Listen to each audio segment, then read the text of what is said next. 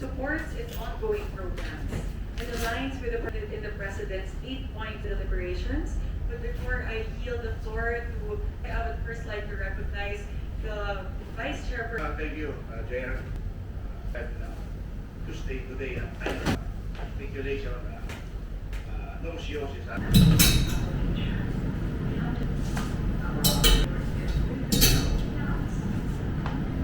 The new challenge, the daily struggle of commuting.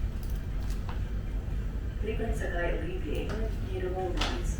Ensuring cultural sensitivity is a cornerstone of our service, providing dignity during a time of grief. Napakagandang initiative nito ng ating BP. Ang kahalaga nito sa akin, mandatory po sa akin.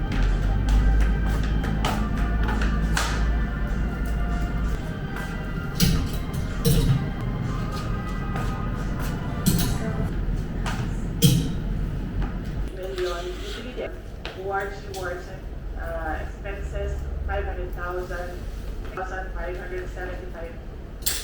Repairs and maintenance and subsidies, 39 million. Rent and lease expenses, subscription expenses, and other 1,000, for a total of 753,000, rate of 16.604% of the budget. CP equipment of 16,600,000.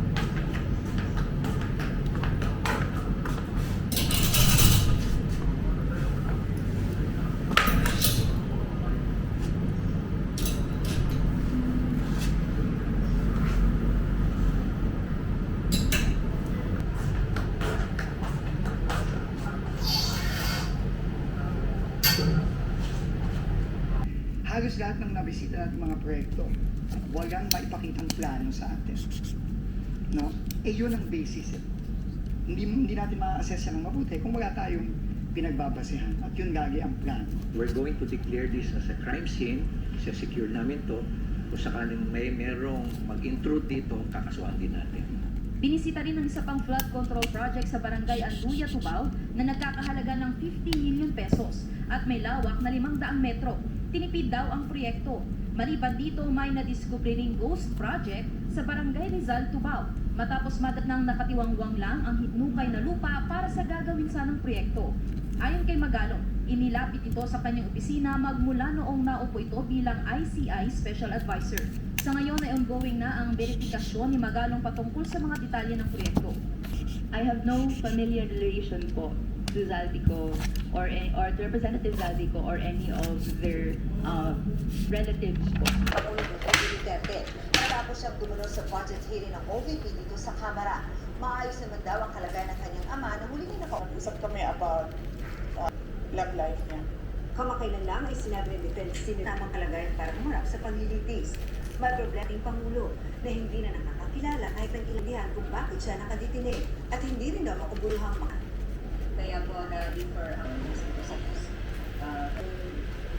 Sa tingin ko naman, merong mangyayari. So, antayin na lang natin yung mga experts. CC sa prosecution, sa defense side, para sabihin kung ano yung problema. Bumisip kailan, pero mas pinili na lang daw niyang hindi na at dating Vice President Lenny Robredo. Ang desisyon ng Court. And the budget undersecretary that I mentioned, we have offered our Senate National Expenditure aid to her new boss. That was actually lying to her resibo, Mr. President. And I quote, para naisama ko po sa net. So I took this floor to expose what I of the SIP that is first sa digital mula sa mga netizens ng Kapuluan. Kasabay bayan. Ang halos nagkakaisa, our frustrated countrymen cry in the prosecute frustration, except for the chaos and anarchy in the streets and in some public and private properties, which hopefully will not escalate.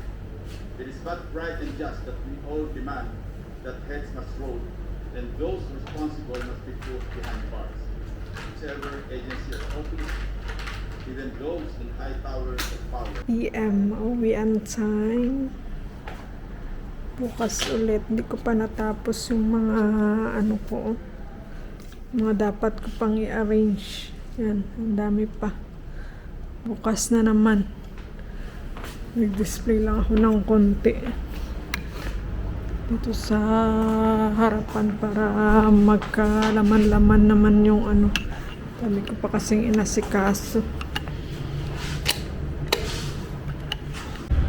Medyo maalinsangan pa rin yung panahon, mainit pa rin. Ano na ngayon, September, siguro mga October or November. Medyo ano na siya, malamig-lamig na. Kaya pauwi na ako. Tomorrow again. Kasi ang dami kong sinulat, dami ko pang pinasa ng mga orders. So, kailangan ko pa siyang isulat isa-isa. Tapos bukas na naman. So yun lang guys for today's video. Bukas na naman. Another day, another kayod. Buhay OFW. And see you tomorrow. Good evening everybody and good night.